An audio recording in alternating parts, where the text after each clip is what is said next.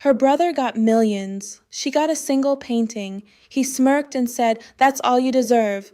Then she found a hidden QR code under UV light, and their whole empire came crashing down.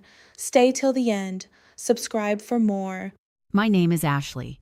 I'm 30 years old, and the day my parents' will was read, I learned exactly what they thought I was worth. The attorney's voice was steady as he listed everything that went to my older brother first. The house, the investment firm, the vacation properties, the cars, the accounts that added up to more money than I'd make in 10 lifetimes. My brother leaned back like he was trying on a crown, lips curling into that little smirk he'd worn since we were kids. Then the attorney cleared his throat and said, "And to our daughter Ashley, my heart actually jumped just for a second. Maybe there was something, anything that said I mattered, too." We leave the painting titled Silent Tides from Margaret's office. That was it. A single painting. My mother liked to stare at when she worked late. No house, no shares, no cash, just a piece of canvas everyone else had always ignored. My brother glanced at me, fighting a laugh. "Guess that's all you deserve," he murmured, low enough that only I and the attorney could hear. The attorney shifted uncomfortably, but he didn't say a word. I could have snapped back, could have begged for an explanation, could have asked why the child who never missed a hospital visit, who held their hands at the end, walked away with nothing. Instead, I swallowed hard, stared straight ahead, and said, "Okay." The attorney slid a folder toward me, reminding me I had a few days to pick up the painting before the house officially changed hands. I walked out of that office with empty hands and a head full of questions, believing my parents had left me a worthless painting while my brother got millions. I had no idea that inside that worthless painting was a secret that would have my entire family pounding on my door, screaming for me to give it back. If you think the cruelest thing parents can do is leave their daughter with nothing but a joke of an inheritance, wait until you see what they really hid behind that canvas and how it blew up every lie my family ever built. The next morning, I drove out to my parents' house in the same battered electric sedan my brother's firm technically owned, the one he liked to act as if I should be grateful to borrow. The security gate recognized the license plate and slid open with that soft mechanical hum that used to feel like coming home and now just sounded like a system reminding me I didn't belong. Inside, the place looked like a showroom. Fresh flowers on the foyer table, polished floors, no trace of the medical equipment or pill bottles that had cluttered every corner during those last months. Only one thing felt familiar. Patricia, our housekeeper since I was 10, stepping out from the kitchen with a dish towel in her hand. "Ashley," she breathed, rushing toward me like I was the one who died and come back. She hugged me so tight my ribs AHD. I saw the papers from the lawyer. "It's not fair, Mika. Your mother would never." She stopped herself, eyes darting to the stairs where boxes were already stacked. Mover's tape crisscrossed over the Brooks name on the labels. "Your mother would be heartbroken to see this," she said instead. I tried to shrug it off, but the words lodged in my throat. "I'm just here for the painting," I said. Silent Tides from her office. At the mention of it, something flickered across Patricia's face. "She loved that thing," Patricia said quietly as we walked down the hallway. The last year, she would sit in front of it for hours. Sometimes she'd talk to herself, little phrases, code patterns, tides turning. I thought maybe it was the medication. We reached my mother's office, the door still half closed like she might be inside working. The desk was cleared, the bookshelves half empty. Only the painting remained, hanging on the wall above where her monitors used to glow late into the night. Silent Tides was larger than I remembered, a storm of deep blues and muted grays, blocks of color that at first glance looked like waves under moonlight. Up close, though, the pattern felt too deliberate. The way the squares lined up, the repetition of certain shapes. It looked less like random brush strokes and more like data visualized on a canvas, a heat map, a grid, something my designer brain was wired to decode. "She'd sit there," Patricia said softly behind me, pointing to the worn leather chair, staring at this, tapping her pen and whispering about numbers and currents. "Your father hated it, said it was a waste of wall space." I lifted the frame carefully, surprised by its weight, and carried it out to the car. Standing in the driveway, I glanced back at the house that now belonged to my brother, the man who told me that painting was all I deserved. My phone buzzed in my pocket as I set the canvas gently in the back seat. A text from an unknown number popped up. "This is Robert. We should talk about your future. I can find you a small role at the firm. Family discount. No apology, no acknowledgement. Just an offer to slot me into his empire like an afterthought." I locked the screen without replying and drove back to my apartment on the east side of Austin, a cramped loft that smelled faintly of coffee and printer ink. My safe little bubble far from my family's glass towers. I propped Silent Tides against the wall opposite my desk, turning on the overhead track lights. Under the bright LEDs, the painting changed. The blues and grays broke into tiny segments, lines and blocks forming patterns that made my fingers itch for a stylus. I opened my laptop, pulled up a browser, and searched the artist's signature in the corner. Nothing but a handful of dead links and a closed gallery in another state. No interviews, no portfolio, no social media. It was as if the artist had existed just long enough to create this one thing for my mother, then vanished. I tried scanning the painting with a QR reader on my phone as a joke, angling the camera this way and that, but the app stayed blank, unresponsive. Still, as I sat there alone with that worthless inheritance staring back at me, I couldn't shake the feeling that my mother hadn't spent her final nights obsessing over a random piece of art. Something was buried in those colors, in those lines. And for the first time since the will was read, I wondered if my parents had really left me nothing, or if this painting was a key I just hadn't learned to use yet. It was almost midnight when I finally stopped pretending to work and admitted I'd been staring at Silent Tides more than my screen for hours. My apartment was quiet except for the tired rattle of the AC unit and the occasional whoosh of a car rolling past outside, headlights sliding briefly across the wall. The painting caught the glow from my monitor, blocks of color shimmering like broken code instead of waves. I grabbed the small UV flashlight I kept in my desk drawer for checking print proofs and security features on design samples, turning it over in my hand while my heart did this uneven stutter in my chest. On impulse, I killed the overhead lights, plunging the room into shadow, leaving only the faint blue from my laptop and the thin purple beam of UV as I stepped closer to the canvas. At first, nothing happened. Just the same blues and grays, the same neat grid of brushstrokes I'd seen 100 times in my memory of my mother's office. But when I tilted the flashlight, sweeping slowly from corner to corner, thin lines began to bloom across the surface, faint and ghostly, like veins under skin. My breath caught in my throat. I moved the light again, slower this time, hands trembling, and there it was, a broken square, then another. Then, a pattern resolving itself into something my brain recognized instantly. Pixels, modules, a code block, but painted. My heart started pounding so loud I could hear it in my ears. "No way," I whispered, repositioning the beam with both hands. Under UV, hidden in the darkest pigments, a fragmented QR code emerged, not printed, but painted with microscopic precision, like someone had hidden a tech conference inside an art gallery. I fumbled for my phone, fingers suddenly clumsy and slick with sweat, and opened the scanner again. This time, I framed only the UV-lit sections, adjusting the angle and distance until the whole pattern came together. The app hesitated for a heartbeat, the little loading circle spinning just long enough to make me think I'd imagined it, and then a soft ding cut through the silence. A link popped up on my screen. It wasn't some public web page or random spam. It was a secure portal with a familiar logo and name, an institutional bank I knew from headlines and my parents' old conversations, the kind of place that handled serious money for serious people who didn't wait in line. My thumb hovered, then tapped. A login field appeared, already filled with my email address like it had been waiting for me specifically. Below it, a prompt glowed. "Secondary key required." I stared at it. Pulse lodged somewhere between my ribs and my teeth. Secondary key. My gaze drifted from the phone to the back of the frame like my mother was physically tugging my attention where she wanted it. I set my phone down, turned the painting around, and ran my fingers along the rough wood edges. One side felt slightly thicker than the others, just enough to be wrong.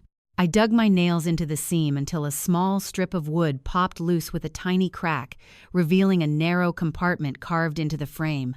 Inside was a folded envelope, yellowed at the edges, my name written across the front in my mother's tight looping handwriting that I hadn't seen in ink since she signed hospital forms. For a second, I just held it, feeling the soft give of the paper, the weight of all the things she'd never said to my face pressing down on my chest. Then I tore it open with shaking fingers. Ashley, the letter began. If you're reading this, it means I wasn't brave enough to say everything while I was still here.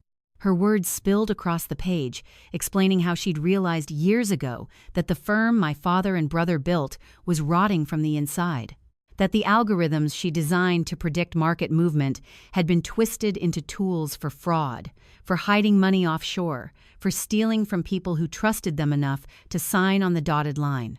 She couldn't go public without proof, and she couldn't trust anyone inside Brooks Equity Group. So, she did what she did best.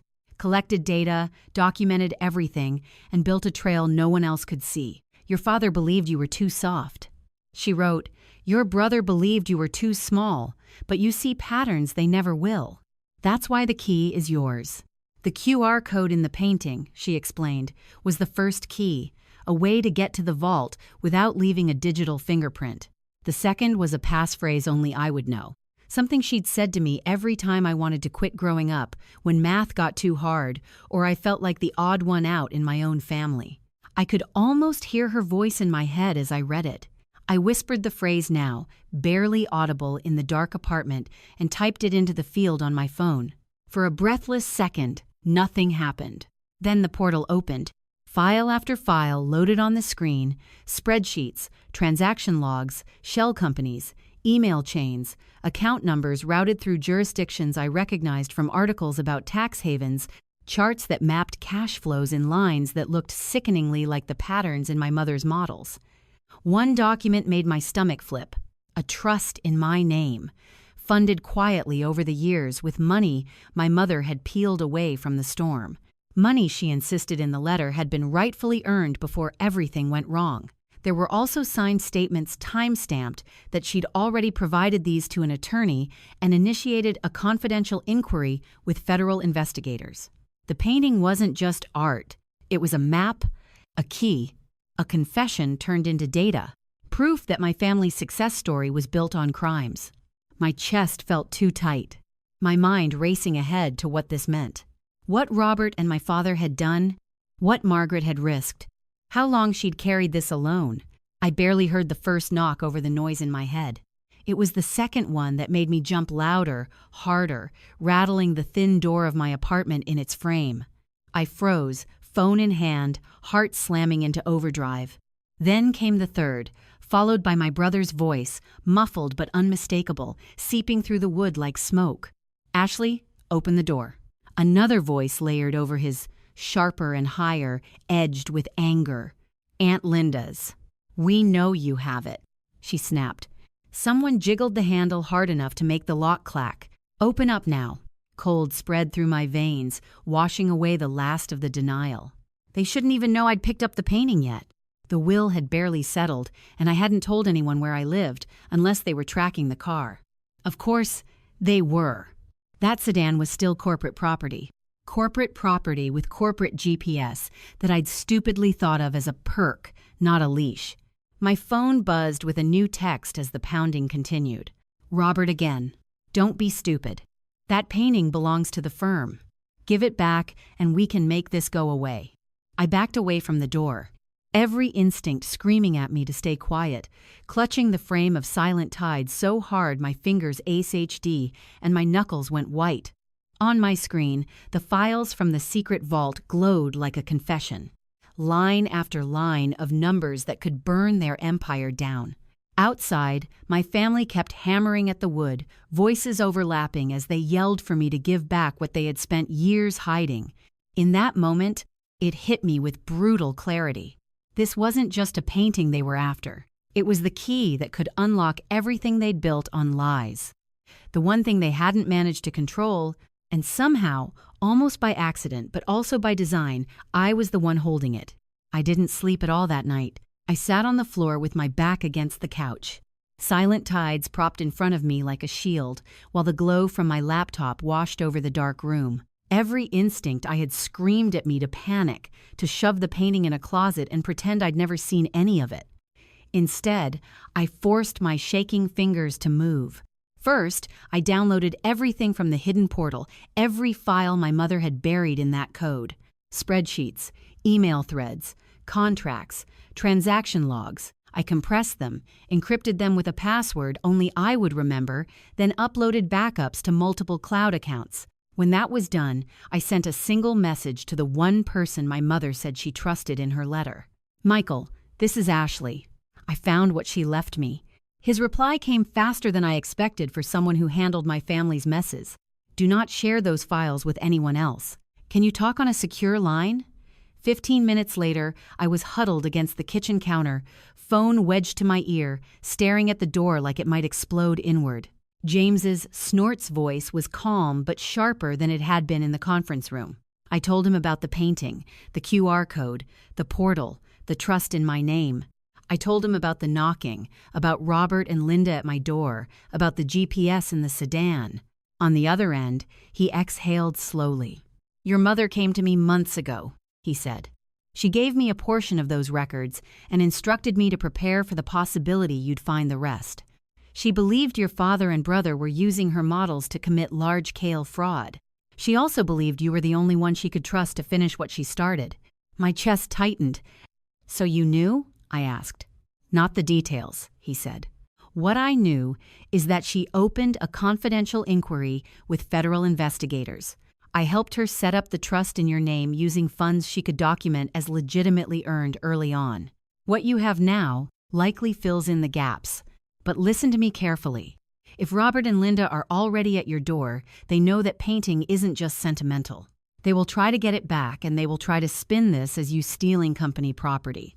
I glanced at Silent Tides, the edges of the frame digging into the carpet. "What do I do?" I whispered. "First, get out of there," he said. "That apartment is compromised. Second, you need independent counsel on the tax and securities side. Someone who doesn't have any prior association with your family. I can give you referrals, but you have to move quickly." After we hung up, I didn't even change clothes. I slipped my laptop into my bag, grabbed my external hard drive, wrapped Silent Tides in an old blanket, and moved as quietly as I could. The hallway outside my door was silent now, but the memory of their pounding still vibrated in my bones. I eased the painting down the stairwell instead of risking the elevator, half expecting Robert to step out of the shadows. No one did. In the parking lot, the corporate sedan sat under a flickering streetlight like bait. James's warning echoed in my head. If I took it, I might as well send them a live location. I opened a rideshare app instead, booked a car, and stood there, hugging the blanket, wrapped painting, until a dented hatchback pulled up to the curb. The driver glanced at it in the rearview mirror as I slid in. "Moving day," he joked. "Something like that," I said. I had him drop me 3 blocks away from my place at a 2-4-hour coffee shop with good Wi-Fi and no questions asked. Inside, the air smelled like burnt espresso and old sugar. I claimed a booth in the back, set Silent Tides beside me, and opened my laptop again. Using a private browser, I searched for tax fraud attorney Austin Independent, scanning reviews and firm websites through gritty, sleep-deprived eyes. I found one that looked both small enough to care and big enough to be dangerous, then filled out the emergency contact form with a brief message. Whistleblower, family investment firm. Evidence in hand. Need confidential consult as up. While I waited, my phone buzzed again. This time, it wasn't Robert, but Patricia. My heart twisted. I answered, with my eyes already stinging. "You okay?" she whispered, skipping any greeting. I could hear the creak of our old kitchen chairs behind her, the familiar clink of dishes. "I'm safe," I said. "For now." They tore apart your mother's office. She rushed on. Robert and Linda, files everywhere. They were yelling about a painting, asking if I'd seen you take it. They said you were confused, that you might misunderstand something you found. They're scared, Ashley. I haven't seen them scared before. A cold, strange steadiness settled over me.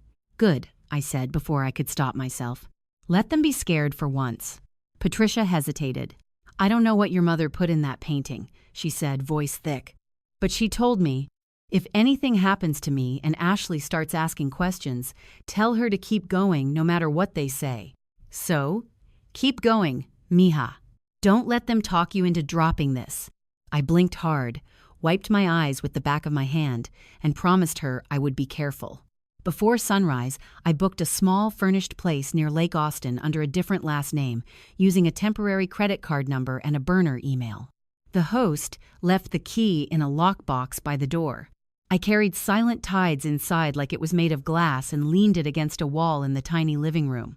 The space was quiet, anonymous, smelling faintly of detergent and dust. For the first time since the will reading, I felt like I could breathe. In the pale morning light, I sat on the edge of the unfamiliar bed, phone in one hand, the attorney's referral list in the other. I could run. I could pretend I'd never seen those files, hand the painting back, and let my brother's empire roll on, built on stolen money and buried lies. Or I could do what my mother designed this entire insane puzzle for me to do. I looked over at Silent Tides, at the invisible code stitched into its colors, the secrets that had driven her to work late nights under that cold blue light. My family had decided all I deserved was a painting. They'd spent years underestimating me, counting on me to stay quiet, to stay small. They were about to find out what happened when the girl they pushed out learned she was holding the one thing that could bring them all down.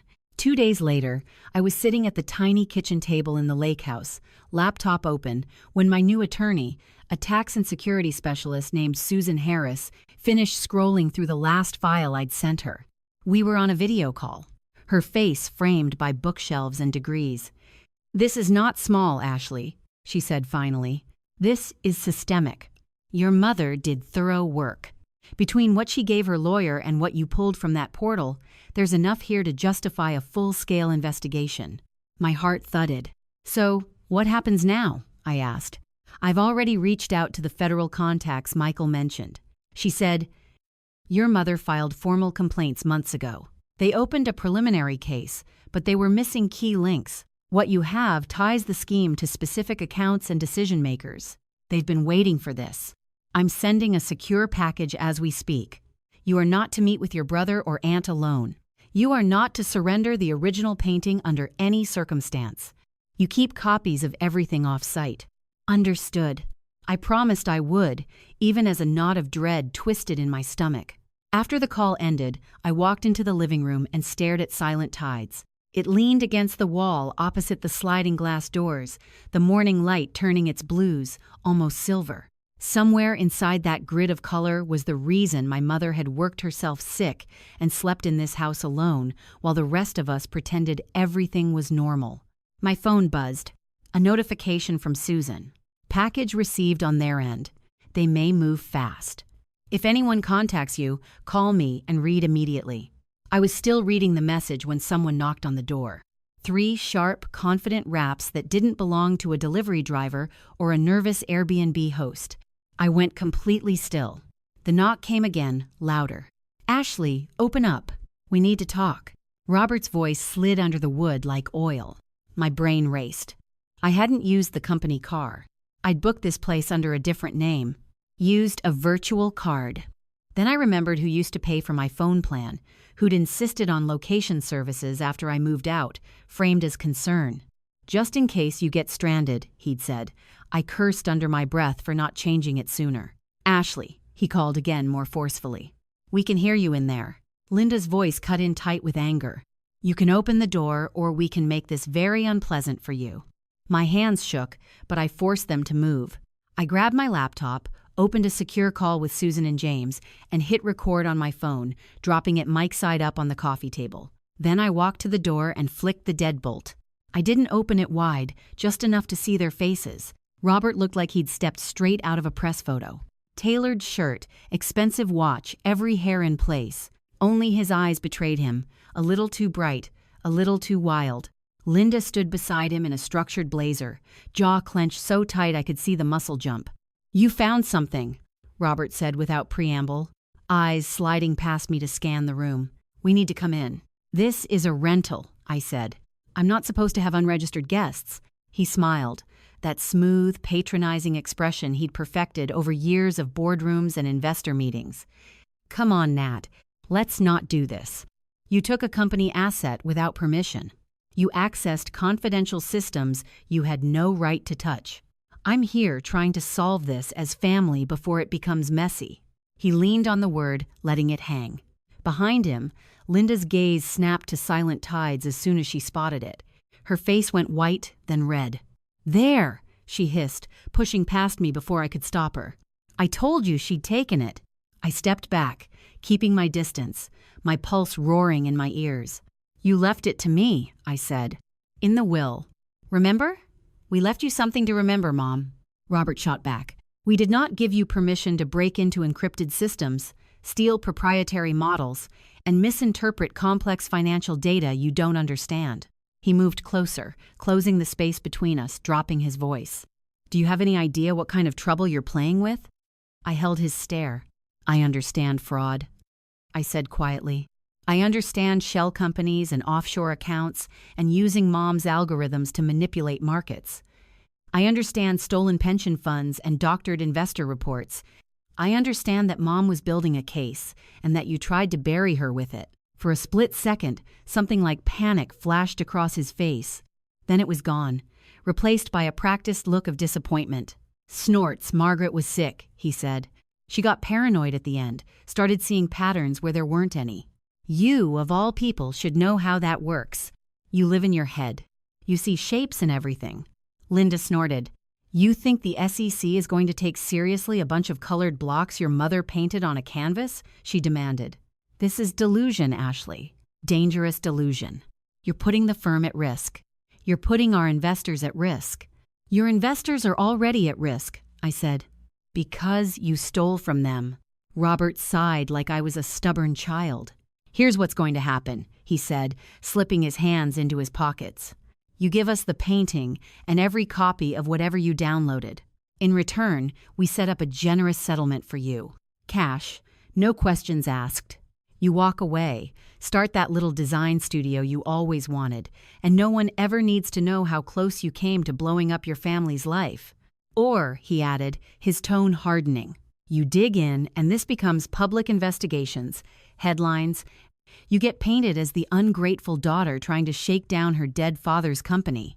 Aye, you think your portfolio is going to matter when Google auto-completes your name with fraud and lawsuit?" My stomach nodded, but I didn't look away. "You're already under investigation," I said. "Mom made sure of it. All I did was finish the trail," she started. He laughed, a sharp, humorless sound.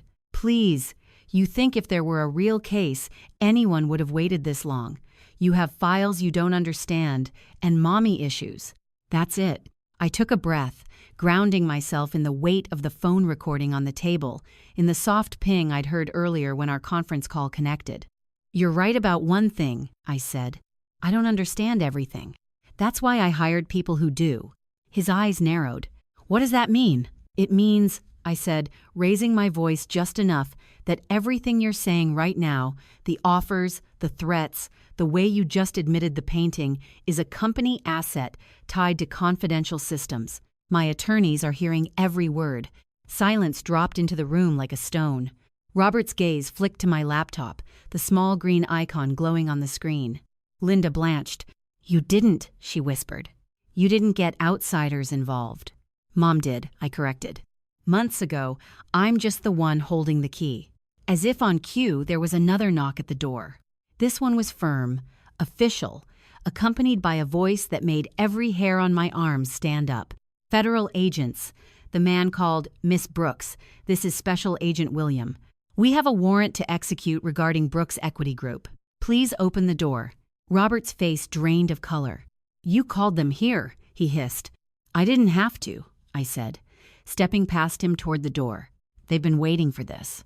When I opened it, 2 agents stood on the porch, flanked by a local officer. One of them held up a folder with my name and my parents' names on the front.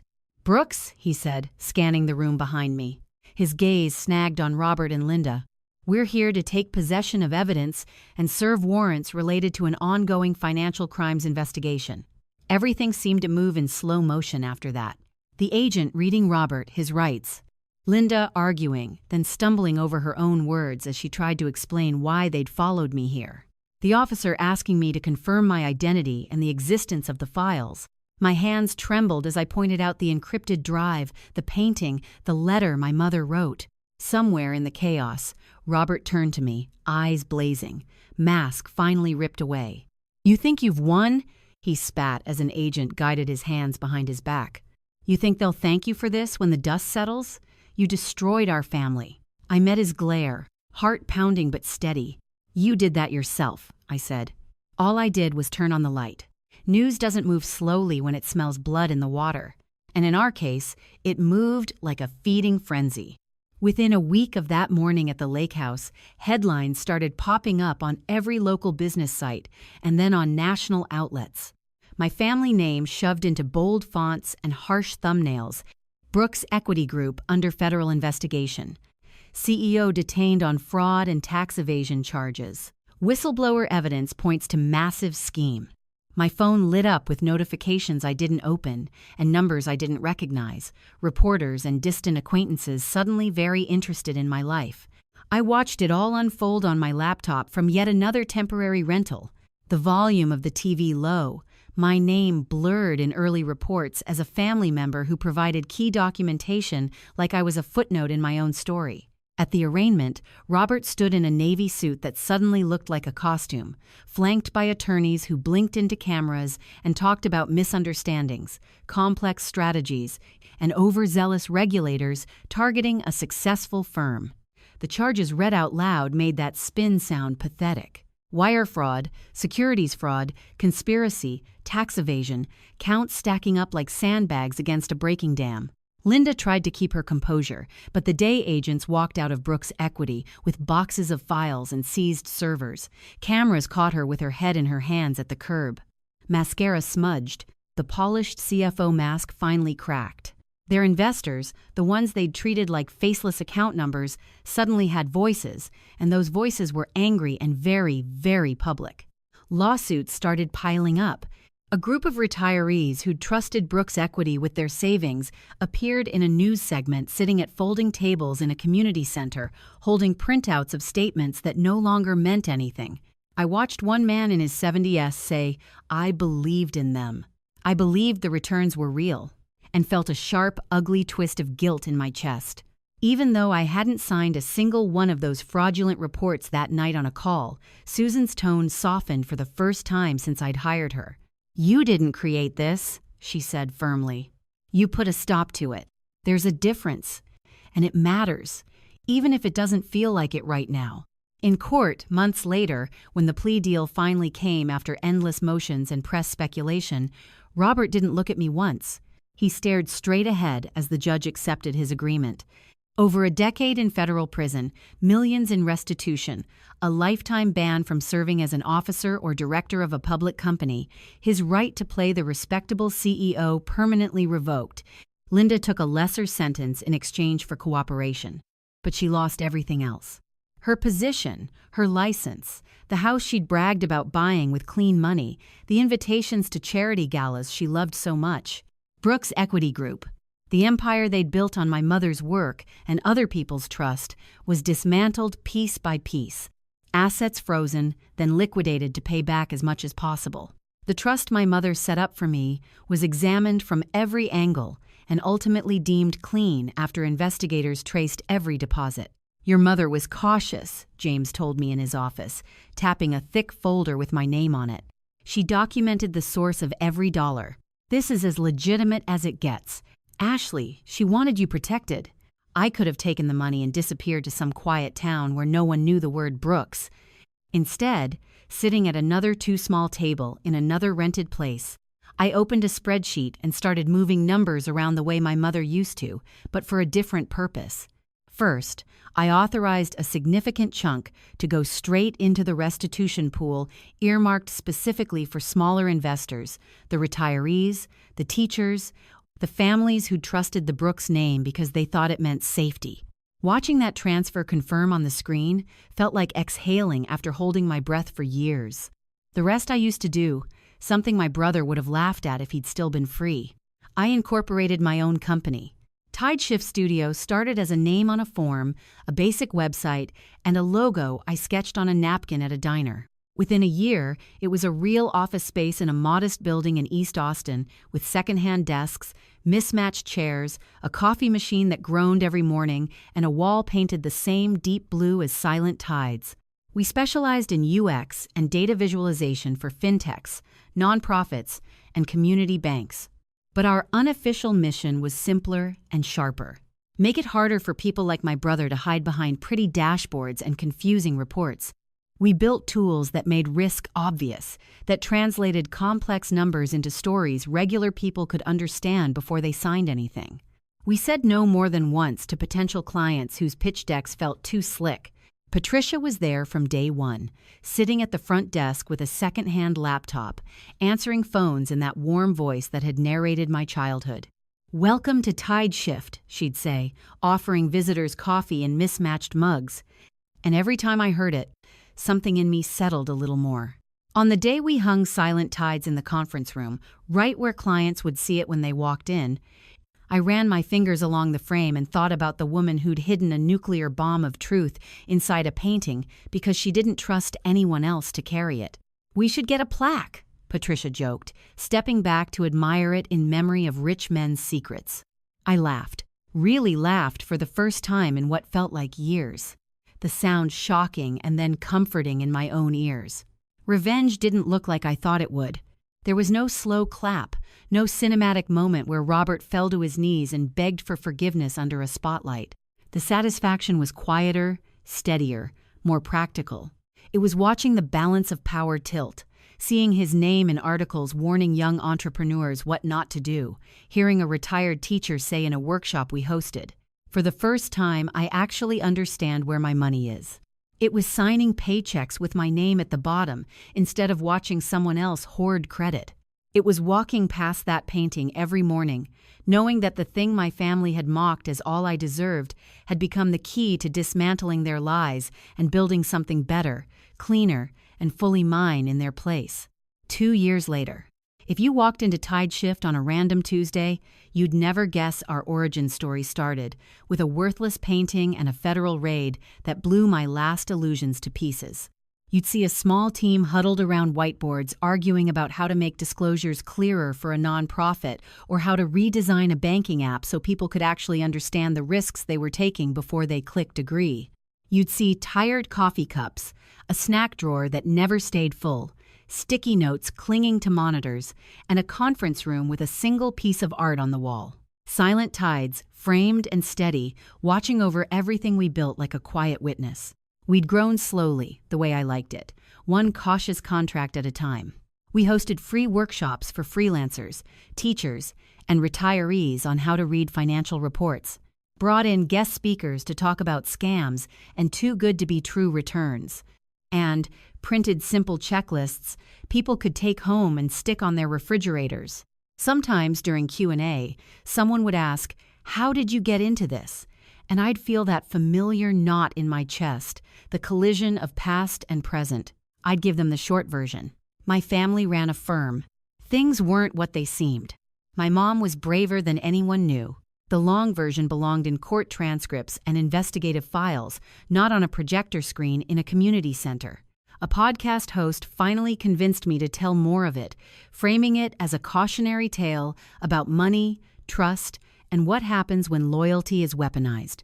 Sitting in that recording studio with foam panels on the walls and a mic in front of me, I realized I wasn't shaking anymore.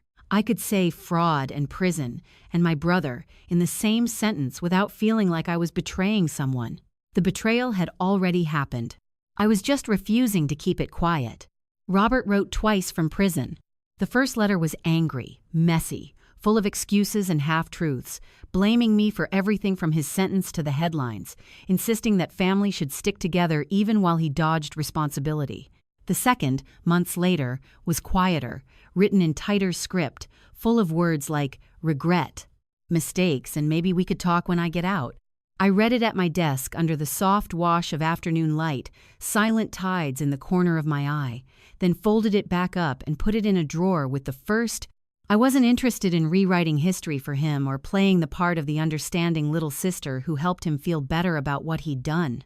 Forgiveness, if it ever came, would be about freeing myself from carrying his choices on my back, not absolving him in his own story. What mattered more was what we did with the wreckage. Now, making sure fewer people got fooled by glossy brochures and charming CEOs, teaching anyone who would listen that numbers tell stories if you know how to read them, and that blind trust is not a requirement for being a good person. Some nights, when the office was quiet and everyone had gone home, I'd sit alone in the conference room looking at the brushstrokes that once hid my mother's last act of defiance. Sometimes I'd think about visiting her grave and telling her how it all turned out, about the workshops, about the retired nurse who cried because she finally understood her statement, about the intern who said she wanted to work in finance, but not the gross kind. My parents had tried to split their legacy like it was cleanly divisible. Money and power for the son they thought would carry their name, a consolation prize for the daughter they believed would fade into the background. They were wrong on both counts. That consolation prize blew the truth wide open, and the girl they underestimated refused to disappear. Instead, she built something honest from the ashes of their lies and invited other people inside. So now, when someone tells me they feel small, overlooked, like they've only ever been handed leftovers in their own family or career, I think about that day in the lawyer's office and the way my brother smirked when he said, "That's all you deserve." And I want to ask them the same question I had to ask myself in the middle of all that noise and fear. What if the thing everyone else thinks is nothing, the part of you they dismiss, the scraps they toss your way, the skill or perspective they don't value, is actually the key you've been holding all along, waiting for you to turn it and walk through a door they never imagined you'd open pen?